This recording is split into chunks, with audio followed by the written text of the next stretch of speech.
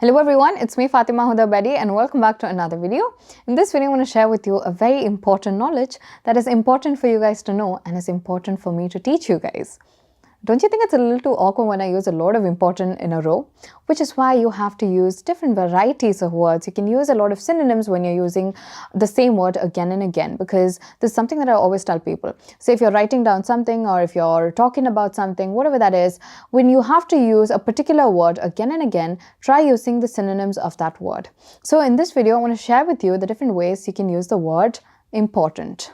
The first one is vital. Now, vital is a synonym of the word important. So you can say exercising is vital for your health, or vitamins are vital for your health. Now that rhymes, so I thought I'll go with the second sentence. So vitamins are vital for your health, all right? The second one is crucial. Now, crucial, a sentence can be, customers are crucial for the success of a business. So, right? So it's crucial. So I could have said customers are important for the success of a business, but I chose the word crucial instead of the word important, so I can sound a little more fancier. So it's supposed to be crucial. Okay, this is the second synonym for the video, which is crucial. The third one is at stake. Well, now this is not a direct synonym of the word important, but when something is at stake, then that means it is at a risk of being lost. So say a sentence can be, my education is at stake if I choose this, if I make this decision, all right? Which means my education is at risk. I'm at the risk of losing my education if I make this particular decision.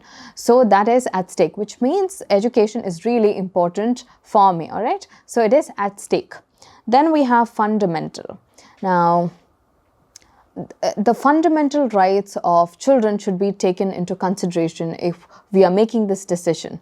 Now, doesn't that make me sound like really professional and all that instead of using the word important? So you can always substitute the word important with the word fundamental to make it sound more theoretical and more formal and, knowledgeable.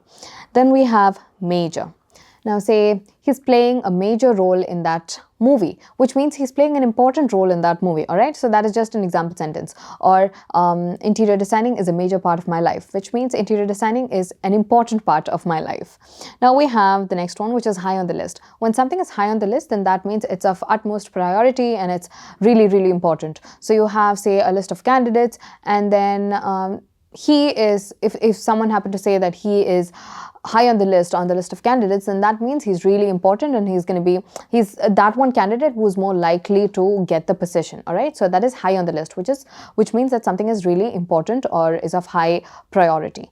Then we have the last one, which is essential. When something is essential, definitely it's really important. So knowledge is essential for you to be successful, or you can also say education is an essential part of a kid's upbringing. So I'm just making up random sentences, but I hope you got the idea. So we did talk about 7 different ways to say important. So I'll just summarize the points for you guys. The first one is vital, then crucial, then at stake. The fourth one was fundamental, then major, high on the list, and the last one was essential.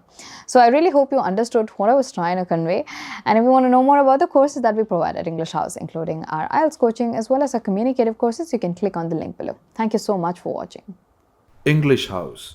English at your fingertips.